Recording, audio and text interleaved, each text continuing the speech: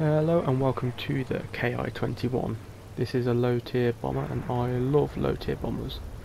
I've recently flown the Dornier Doe 17 since making this video and I love that equally as well.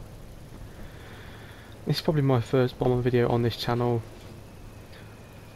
This is probably one of the more interesting ones I've ever done. It's not just like getting mass amounts of ground targets, but you know, it's interesting towards the end, so please bear with. As I said before, this plane is quite similar to the Dornier DO-17 the way it functions. Really has a decent bomb load, you know, it's not particularly fast, even though in its day it probably would have been a very fast plane, but you know, the way the War Thunder Matchmaker works, it comes across planes within maybe 4 to 5 years newer than it. Defensive armament is not great. I mean, it has one 7.7 on the back top and I think another one underneath as well. One awkwardly at the front as well, but that points down, but I'm not particularly good at hitting ground targets from a moving plane. I don't know. I've seen some people are, and that's quite useful to them.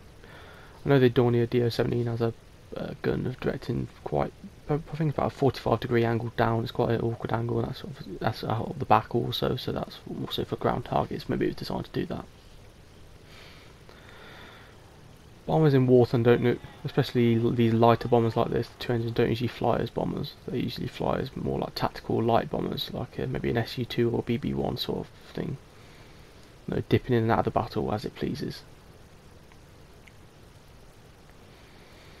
Coming in for the landing here to do my second sortie. I had decent, some decent ground target kills there. I think maybe about 5 or 6. I'm not too sure. I do like this map being the airbase is so close to our targets. It takes but minutes to get there. I would like a giant map on War Thunder, perhaps even, you know, maybe fly from Britain to bomb Germany for instance. I know that would be an 8-hour flight, but you know, it's something I'd do once at least.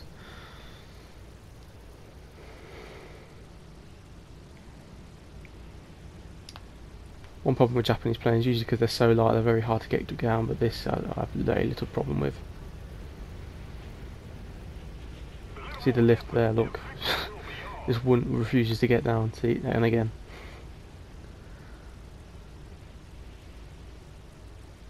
Soft landing mine, but you know, could have been better.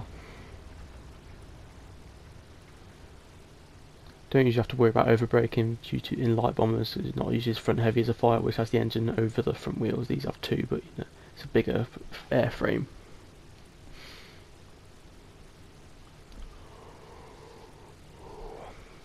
I enjoy missions like this, you know, play music and just fly bombers, do your own sort of thing.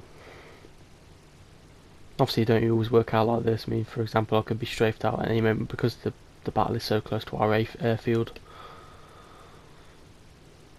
Fortunately, we do have some ground and tree cover. Without that, I feel they probably would be able to see us from the battle and easily pick us off as they please. On this map, you really have to trust in the AA if you really want to have a rearm repair.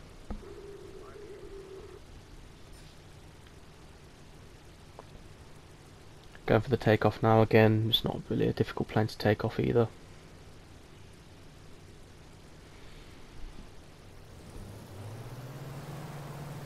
I think there's a bit of a pause there. I think I was selecting new music. Please excuse that.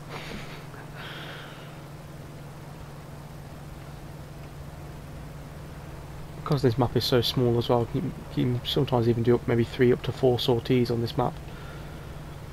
And basically single-handedly win the team. I mean, I've got 3 ground targets to kill now.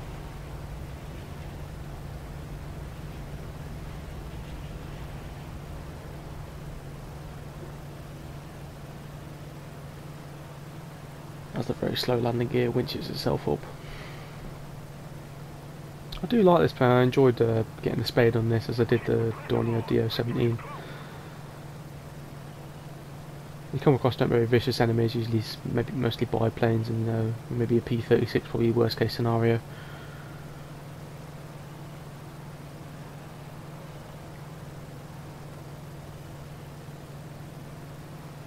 Originally when I thought I seen this in the dev blog, I thought it would be a torpedo bomber. I was quite excited about that because the only thing the Japanese have got for low tiers maybe a H6K4, and that's just, you know, it's quite a beast.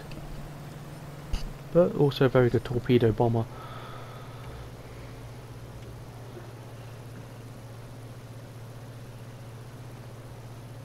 What I realise in a few moments is I'm the last person on our team with now 2 ground targets to go, but I do not see an enemy in sight, so I could win the match, theoretically.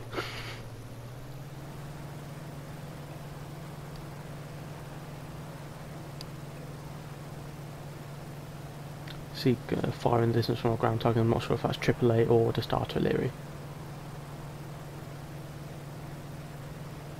At this point I'm weapon away, so I want to get to the artillery as soon as possible, because I'm sure the team will realise all they have to do is literally cover their ground forces, but we have 21 left. It's only a matter of time. If we left them, they would be destroyed and we would win the match.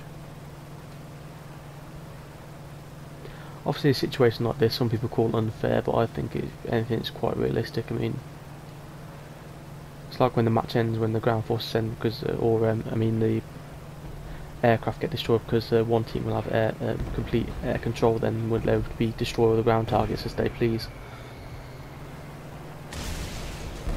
That's one down. Unfortunately I could not get 2 lined up, but then I realised there was a plane right behind me.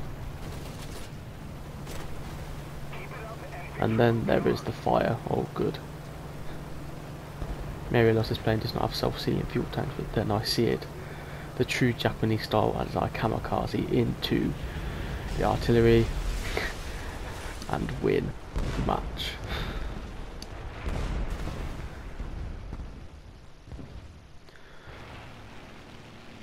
I was shot down there, but you know, I won the match, that's all that matters.